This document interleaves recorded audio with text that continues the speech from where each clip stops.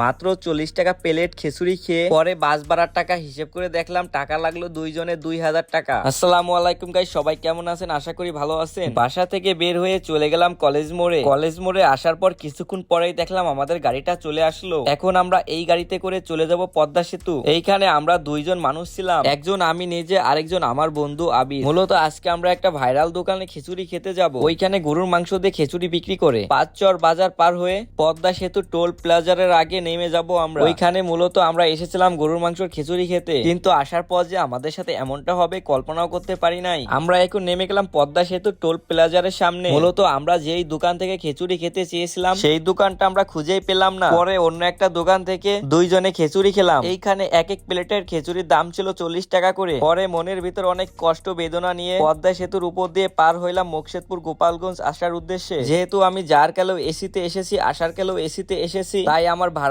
একটু বেশি লাগছে। মূলত আজকে যেই কারণে আমরা গিয়েছিলাম সেই কারণটাতে আমরা সাকসেস হতে পারলাম না। তো আমাদের শরীরের অবস্থা তেমন ভালো না। সবাই ভালো থাকবেন, আল্লাহ হাফেজ।